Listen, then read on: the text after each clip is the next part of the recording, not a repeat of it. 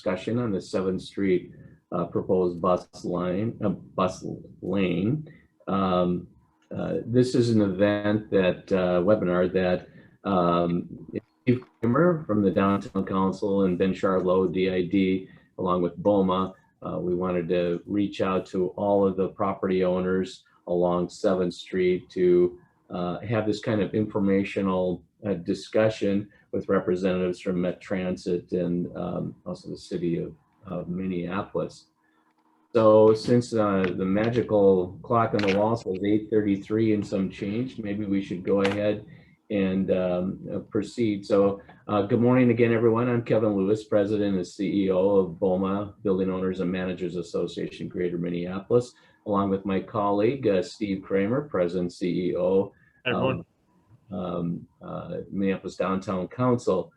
Ben Charlow is also with the Downtown Council and DID, has helped kind of put this together. I think he's on assignment, I believe, Steve, right? As you know, when your newscasters were not there at the desk, they were on vacation, but they were on assignment.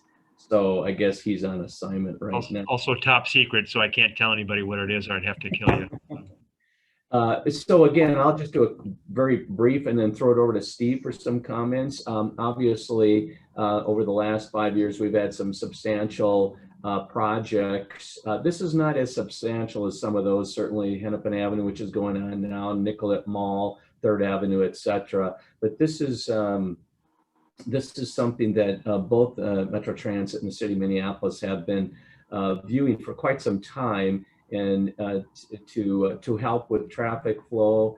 And once we get back to the point where we're full capacity, everyone's coming back down to the offices, and that this hopefully will be something that will streamline that. And so I'll throw it over to you, Steve, for any additional comments. Yeah, very briefly, Kevin. First, thanks to you and Riley for handling the logistics of this call. Very much appreciated. And you know, I guess I would just say that we've been talking for a little bit of a time now about the city's transportation action plan and many of the implementation ideas that were embedded in that very comprehensive plan. I think this is maybe one of the first of the actions that we'll see coming out of that plan. It certainly reflects a philosophy of an emphasis on transit, which we don't disagree with, but I think both Kevin and I will always continue to bring a voice of balance to this discussion so that all of the transportation modes can still work effectively to support our downtown economy, and very much looking forward to hearing about this particular plan and proposal. So thanks. Okay, thank you. And I guess I'll turn it over to Michael with the Metro Transit, and you can introduce our presenters, and I'll continue to monitor, Steve and I, have the chat. So if questions come up on that, we can certainly address them. The group can address them, but I'll keep my eyes out for it. So please ask questions as we go through it, because that's the purpose of having a webinar like this. With that, Michael, take it away. Yeah, great. Thank you, Kevin and Steve, for welcoming us today. We do have a short presentation that I want to walk through, and maybe one question right off the bat is, do you have that on your end, or should I be sharing my screen to present? Riley? I have it right here if it's easy. I think you can share on your screen. So Michael, I just gave you the whole here, so you should be able to share your screen now. All right, excellent. I'll do that now. Thank you. So while I'm doing that, I'll just go ahead and introduce myself. My name is Mike Mechtenberg. I'm a program manager at Metro Transit, and I've been working with my counterparts at Minneapolis on a couple of these bus lane projects. You know, the most notable of these was the bus lanes on Hennepin Avenue and Uptown. And I think we saw that as a model for good collaboration and good results from a pretty cost-effective investment. So you should be seeing now the presentation on your screen. Yes, just let me know. Okay, so I'll let Becca and Alan introduce themselves. Hi, I'm Becca Hughes. I'm a senior transportation planner in the Department of Public Works. As Michael mentioned, we've collectively as a team been working collaboratively with Metro Transit over the last couple of years to pilot different projects and to implement bus lanes across the city. And so we're excited to be here this morning. Thanks for having us. And good morning, I'm Alan Klugman, also with Minneapolis Public Works. I'm in the Traffic and Parking Services Division. So during the presentation, I'm going to speak very briefly with some traffic analysis that we did as part of this project. And I'll just kind of tell you up front here, I'll be brief during my presentation. I'll be very open for any detailed questions if anyone has those. Thank you. All right, thanks, guys. Yeah, again, we have about 8 or 10 slides to get through, so this is a fairly short presentation, but we obviously have a lot of time on the back end for Q&A. So I'll share with you what we have here. So, I think to get us started, I think maybe the first question would be, why are we doing bus lanes? What's the value of bus lanes? And certainly from a transit perspective, the goal here is to improve the speed and reliability of service for our transit riders. And of those two, I would emphasize really the reliability aspect of it. Bus lanes do help the flow of buses, but we are not suggesting that they'll be speeding down 7th Street in any way, shape, or form. But what it really does is benefit transit's reliability. So the bus will get there on time and be able to move through the corridor much more consistently. It's a fairly cost-effective investment in multimodal transportation. So, there are other transit projects that make the news, light rail, or there was talk about streetcar for a long time, or even BRT. And some of these are pretty big ticket items in terms of the bottom line, but really these bus lanes are pretty affordable, relatively speaking, especially given the benefit that we've seen they bring. So again, that emphasis on multimodal transportation and reducing emissions, especially in downtown. A bus lane will increase the capacity of the streets, really to move people into downtown. So, buses have the carrying capacity where obviously many more people can get on a bus than a car. For the last few years, we've really been focusing on a corridor's person throughput instead of the vehicle throughput. And obviously there is a maximum amount of vehicles a road can handle, and that would artificially cap the number of people. But if you put those people on buses, it can increase that capacity. So this is both a cost-effective and a very just generally effective way of getting people around downtown.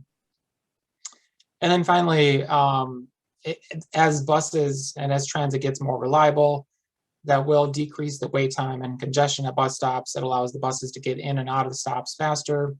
And it also means that people are more certain about when the bus will arrive, so they won't have to be at the bus stop for as long. They can just be out there right when the schedule says. So we anticipate that this will also decrease the number of folks waiting for the bus stop at any one time.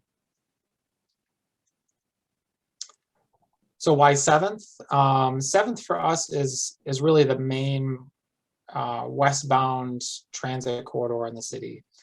Much of downtown is sort of oriented north-south, so we do have probably our busiest transit corridors along that north-south axis. Think of Hennepin or Nicollet or Marquette second bus lanes.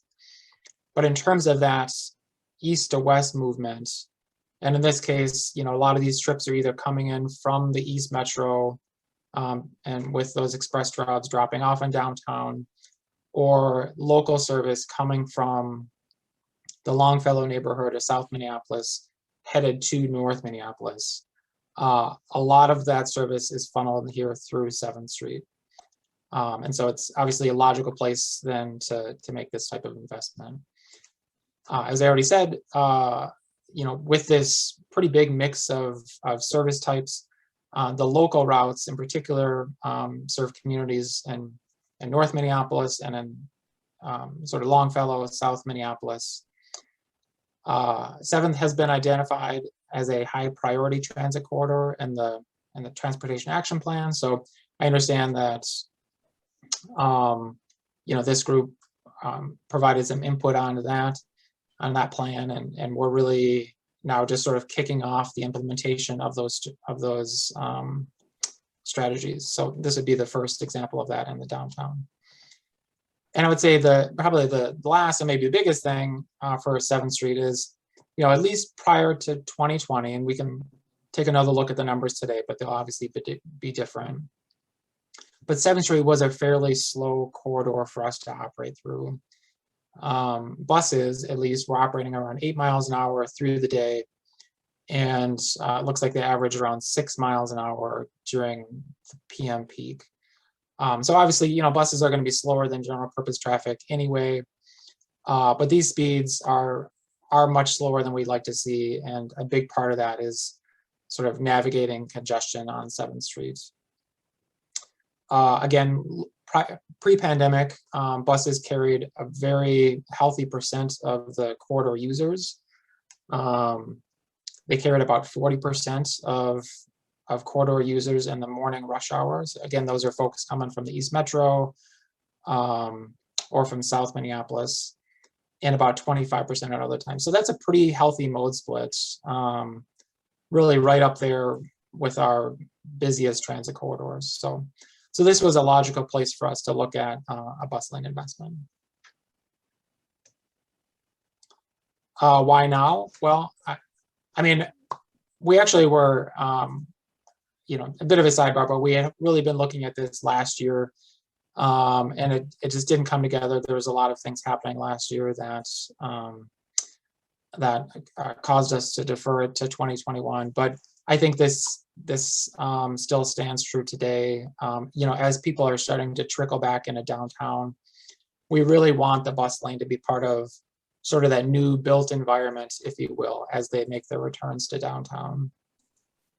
So we want their behavior to sort of change, if you will, right off the bat. So we want to give them a good transit experience, a good transit option as folks start heading back downtown to the office.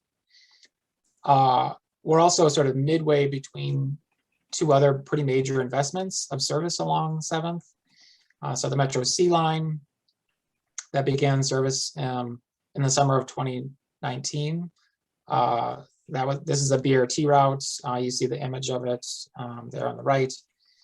And at least in the first 6 months prior to the pandemic, we saw really great growth rate on it, which matched our experience with the Metro A line over in St. Paul as well. And then coming up is the Metro D line, which is fully funded. Construction will start in the different segments. This goes out from the Mall of America to Brooklyn Center. So it's a fairly long route. It goes through here on 7th Street. We are planning service to start in late 2022. So big investment here. Again, I was talking about some fairly high dollar projects, and this is one of them. And so a bus lane here is pretty well timed. We would love to do this prior to the D line starting service. But really this is saying, hey, we've invested in service and in stations on 7th Street, and this is just that one extra thing to make everything kind of come together a little bit better. Looking at the bus lanes themselves, here's a map of what we see as the parameters. We had been originally looking at a connection a little bit further east, all the way to where the entrance ramp off of 94 is. We tightened that up a little bit. Chicago Avenue is our new recommended eastern boundary. That's where the D line will turn in, and the 5 does today. So that's really where transit volumes start to increase, and that's also where traffic congestion seems to be the worst west of Chicago. So Chicago to 1st Avenue North. 7th Street is a little bit older roadway, the road surface. So we are assuming that some work will need to be done on that, pre-remediation it's called. So they'll go through and they'll patch, fill in some of the cracks and do what's called a seal coat. Alan can explain more about that. But that will definitely take place before we do any of the bus lane work. It provides a much more uniform form surface for us to paint on as well. In terms of what they would look like, we'd be using the red paint, similar to what was done in Hennepin. This is sort of the national best practice in terms of the visual look of bus lanes. And we are proposing that they're effective just all the time, 24/7. So there wouldn't be any hourly restrictions that can lead to enforcement issues and other concerns. And finally, the design here, a little bit different than that in Hennepin and Uptown. These are going to be offset. So we will actually not be operating the curb lane, we'll be operating one lane over. And the benefit there is we can leave those curbside uses in place. And I can show you what that would look like here. So here's sort of a different way of looking at it. This is just a sample cross section, but I feel like it's fairly applicable through the corridor. So on either side of 7th, those curbside uses would be maintained, whether it's loading or deliveries or primarily parking. You'd have your bus lane there in the rightmost through lane, and then two lanes of through traffic for general purpose traffic. So this is how it would look. We wouldn't be painting the other lanes, but just. And there you go. So I'll let Alan talk about traffic real quick and then wrap it up. Great, thanks, Michael. And again, good morning. I'm Alan Klugman, City of Minneapolis Traffic. So, Michael did a really nice job kind of giving us the policy background of why we want to do this project, sort of talking about some of the modal priorities. We also want to look at this kind of holistically, and as both Kevin and Steve said in their introductions, of course, we're very much interested in all modes in downtown and a balance in downtown. So one of the things we did with this is we did a traffic analysis. And again, kind of like I said up front, we have a whole bunch of numbers. I'll try to be very brief and just summarize the main findings of those numbers. But what we wanted to do with our traffic analysis was to say, if we essentially take one of the 3 lanes that currently exist for general purpose traffic and assign that for buses only, what sort of operations do we have remaining in the 2 remaining lanes that are in the corridor? So as traffic engineers, we work with a lot of statistics, we crunch a lot of numbers, we do a whole bunch of things, but we try to kind of summarize it in a synopsis. And often what we do is we look at 2 or 3 measures, and one is sort of what we call a corridor speed, a corridor throughput. The second is we sort of translate that into what we call level of service, or LOS, level of service, which is essentially a letter grade. And it kind of goes A through F. And I'll tell you, don't think exactly like school letter grades. If your kid from school brought home a report card with all D's, you wouldn't be very happy. But in the traffic industry, level D for downtown urban environment is typically what we shoot for, D or even D into the E range for peak hour conditions. When we get beyond that into the F range, that's when we start seeing gridlock or big delays. And kind of the quick overview here, and then I'll get into the specific numbers, but the quick overview here is that if we take away one of the lanes and sign up for buses, we can successfully integrate the remaining 2 lanes with the cars into the downtown traffic. And just in terms of how we did this, I want to be very clear about this. We use statistics and traffic counts that date to before the pandemic. So we actually have a full set of traffic count data for downtown from 2018. So if you think about this exact corridor, the new off-ramp from 94 opened in 2016, and our counts are from 2018. So we kind of have a nice state of equilibrium where the off-ramp is there and used and kind of traffic found its new patterns, yet we're before the pandemic. So we feel we have a very accurate set of numbers. And kind of the findings that we see, I'm going to just kind of summarize with this or conclude with this, is that if we put the remaining cars or the cars into the remaining 2 lanes, we see that in the AM peak hour, which is a little busier than the PM, and I think you kind of understand that because we have the feed in from 94 onto the off-ramp. In the AM peak hour, we see what we call the level of service for the whole corridor going from that letter C to that letter D, which is very typical of other streets within the downtown grid or within Minneapolis. So again, we're within that range that we call acceptable urban traffic operations. And then again, if we look at the PM peak hour, which is actually a lower volume for this corridor, we stay within that level C grade. So again, my conclusion is, our finding is that we do want to look at all modes and look at a balance downtown. But even if we take away one of the lanes and keep the exact same cars that we had in the previous time, we feel this corridor can handle that. So I'm going to leave it there. again, open for much more detailed questions if people want to dive into the details. But we just kind of wanted to give you that summary to start with in terms of how we see this corridor. Thank you. Thanks, Alan. And I guess I would just also add the final bullet point on here. There were some questions in our earlier discussions, or maybe concerns that we would be consolidating a bunch of other routes on 7th because of this, if we make this improvement. And that is not the plan. There is no plan increase in trip counts or bus volumes on 7th associated with this change. So just wanted to make that known. So finally, this is our timeline. And I'll just acknowledge that it's a pretty aggressive one. Here near the end of June and through July, we'll be doing the stakeholder outreach, talking to property owners, doing rider engagement. The traffic evaluation is complete. Curbside impacts appear to be minimal. And so we're sort of finalizing the plans, if you will. And then pivoting pretty quickly to August is when we would be doing the implementation. And that would start with that pre-remediation that I mentioned. So patching, I don't know what all this is, utility cuts, but the seal coat work. So again, that's bringing the roadway surface, improving the roadway surface, filling stuff in, so that's a good one to paint on. And then the final phase would be implementing the bus lane itself.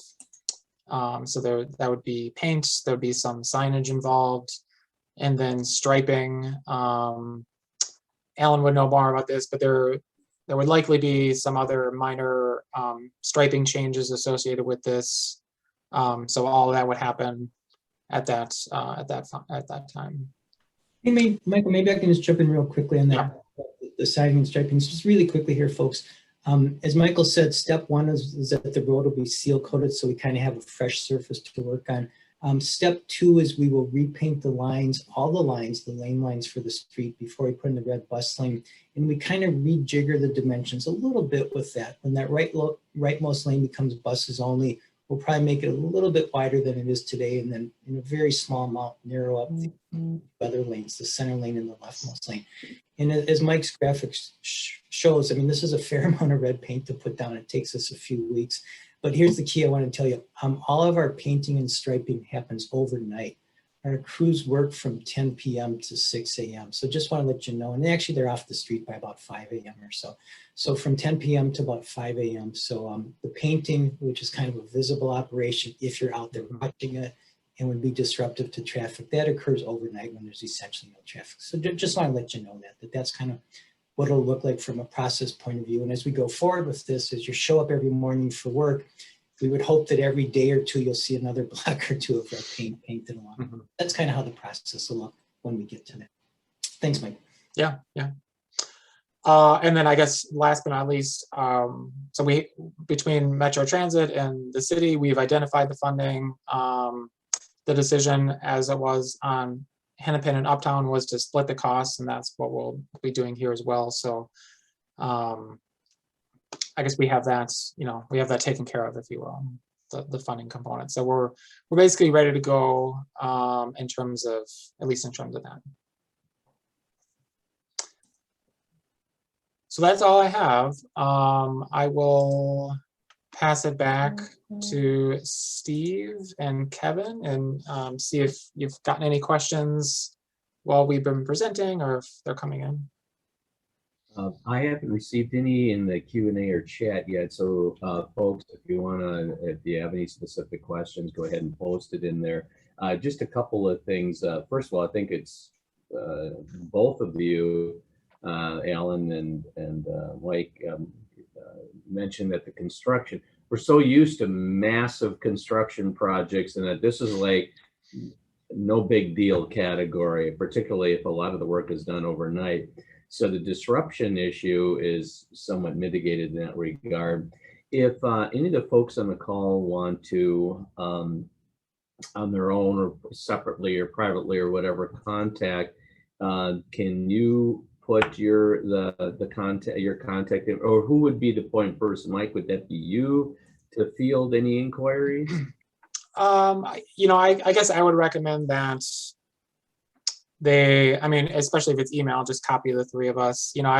I work on the transit side of things, so certainly if they had a transit specific question, I would be best positioned to answer that. If they had a question more about the execution of it, the implementation of the painting, or the traffic impacts, that would probably better be suited to city staff. But we like to kind of stay informed about all of it. So I'll certainly include my email address Yeah, you could just put it in somewhere. the- So that go in the chat.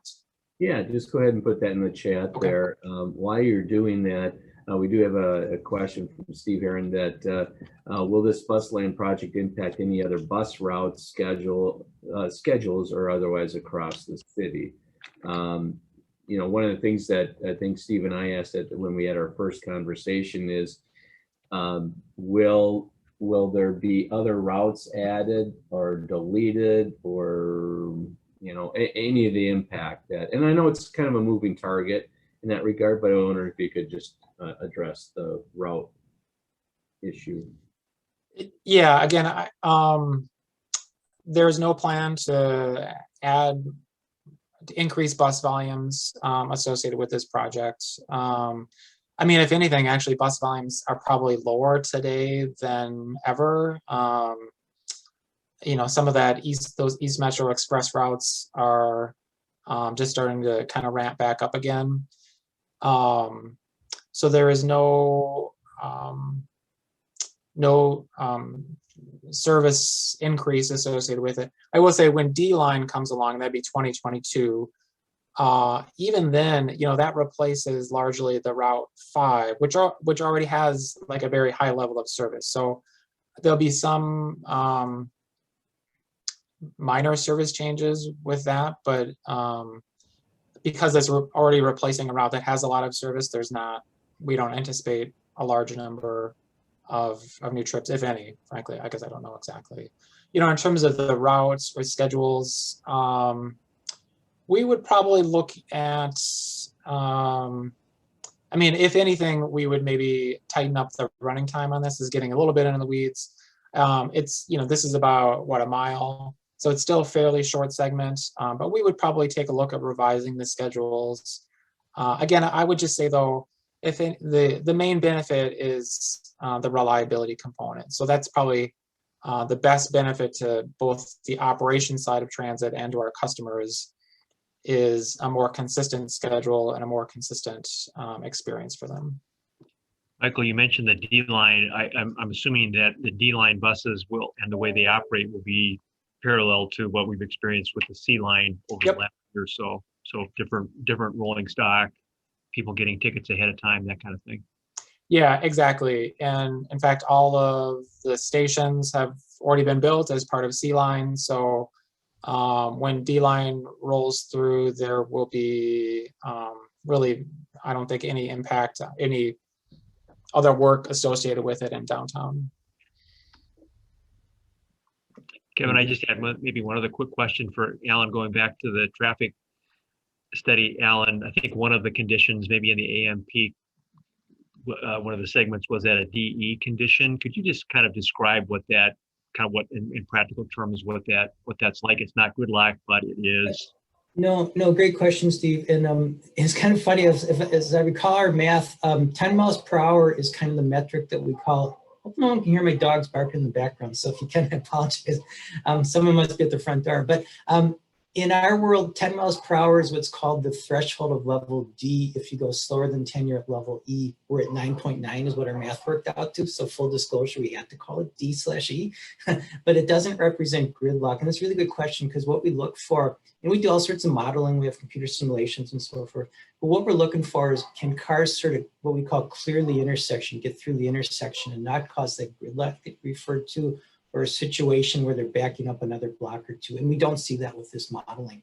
And again, I'll kind of stress that's with the full cars from 2018, assuming everyone who's on 7th Street stays on 7th Street today. One thing we see is if if one road loses a little bit of capacity, like say through construction or whatnot, with the grid, people tend to kind of move around a bit and sort of seek an equilibrium. So I kind of think what we're showing sort of a worst case, which is if all the cars who originally on 7 stay there, we still feel we can process them. Realistically, some people might hop over to 9th or some other route if they feel it's a little too slow for them, but we feel pretty good about that. And hey, maybe while I got the floor, I'll say one more thing. We didn't go into great detail, but worth mentioning. If anyone has questions or concerns about how vehicles would make right turns or say get into parking ramps, now that that rightmost lane is marked for buses only, it's actually the way it'll be signed is it's marked for buses and right turn access. So anyone's trying to get into a parking ramp can absolutely move into the right lane, move into the right bus lane and access their parking ramp or access the right turn that's up ahead at the corner. And this is something we worked with the bus drivers on Hennepin, where we have, in that case, it's the curb lane, as Michael talked about. It's actually not a through lane, it's a curb lane that we took for the peak hours. But kind of the common point I want to make here is that Metro Transit has a very robust means of communication training for their drivers.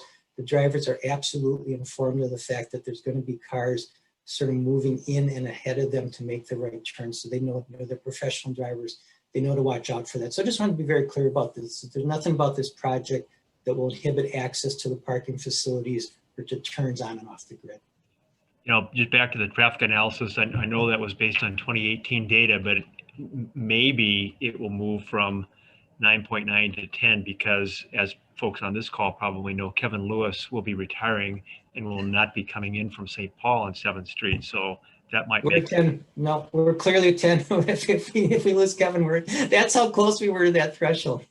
I'm glad you brought that up, Steve, because a lot of these street projects, if they're coming from the west or north, I'm like, blah, blah, blah. But when they said, oh, it's coming right down the chute off of 94 and all the way to Hennepin, then I'm one of those. So I'm very interested in it.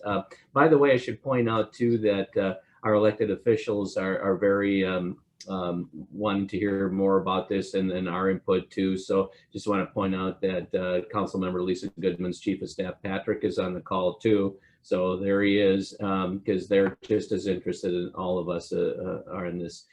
Steve Heron is another question. Is this project consistent with an overall master plan for downtown transit, or are you looking to modify based upon new expectation of downtown transit following the pandemic? And it's I think all of us are like, we rejoice right now when we're in a traffic jam because it means we're getting people back in the offices, and that's great. But anyway, that question, if anyone wants to respond to that. Sure, I'd be happy to jump in and start. Hi again, I'm Becca Hughes with the City of Minneapolis. I'm a senior transportation planner. As we talked about just really briefly in the presentation, the city recently adopted our 10-year action plan called the Transportation Action Plan. And one of the main focuses is indeed focusing on transit capacity and creating a network of bus lanes throughout the city. As we also mentioned at the top, really, this is one of the first projects that we're looking to implement transit lanes on as part of that policy approval. And at this time, our expectations is that we are going to continue to focus on transit, walking, biking, and implementing that infrastructure. So right now, in terms of what happens in terms of trends in transportation travel as a result of the pandemic, we're still intending to move forward with that newly adopted Transportation Action Plan. Yeah, there's the Transportation Action Plan and then Complete Streets initiative as well. That's all kind of, it's a very broad and analysis. And this, in the realm of things, this is not that significant of a deal.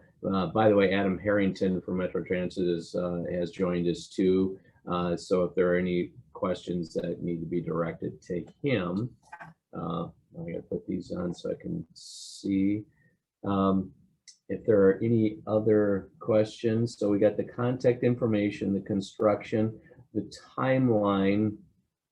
Did we talk about, when we talked about the timeline, I think, did we, Alan, was there anything to do in there about if we had an early frost or weather or anything? I know that sometimes skews the timeline just a little bit. No, Kevin, I'm glad you brought that up. And we, I guess with everything we want to do, we always want to be transparent and fully give information to stakeholders. So we'll keep you abreast of the timeline, what's going on. And you kind of refer to maybe 1 or 2 project risks that we would have relative to timeline, not to project being built and when it is. One is kind of an early season if the weather turns against us, that happens sometimes. Our goal is to get the seal coat done in that August, I believe August timeframe. That kind of fits in with you want warm weather for seal coat. I'll just leave it at that. And once we get that done, we'll restripe the road. Maybe the 1 or 2 things that could cause us a schedule delay, one would be some sort of unusual early weather onset where we can't do the paint. It has to have a certain temperature and so forth for that to adhere, especially because we work at night where we don't have the sunshine. So we have a certain temperature range we work within. The second thing I'll bring up, and I don't want to be a nervous Nelly here, but I'll just bring this up. The red paint is not something we stock. We have gallons and gallons and gallons of white or yellow paint. We don't routinely stock the red paint. We wanted to have this engagement process, work with the council office, know in fact that we had support for the project. So we basically have our order queued up and ready to go. We've not released the order for the red paint. And kind of the point I just want to bring up, again, I want to be a nervous Nelly, but with all sorts of construction materials and public works materials this last year or 2, we've seen some supply chain issues. So when you hit the send button on the purchase order, you never know for sure if the timeline is going to be what the vendors quoted us. And again, I just want to be really honest with everyone on this call. If we get approval, we intend to go ahead with this project this year. If there's some sort of hiccup with the delivery time on the red paint, because we run out of season. If that paint shows up November 1 or something, instead of August 1, I can't really use it this year. So if that happens, we will have restriped the roads to their future condition. I kind of said that right lane might get a little wider. We'll get that done. And again, we'll check back with you folks if we can't get it done this year with the red paint. We might still go ahead with the siding element and just do the paint next spring. But at any rate, I don't want to belabor that point. Our intent is with approval is to get it done this year. Kevin, you kind of referred to weather conditions which could possibly affect us, or I just want to be realistic. If there's any supply chain issues, we'd have to deal with that, but that would just defer us to next spring. We'd still want to go ahead with the project.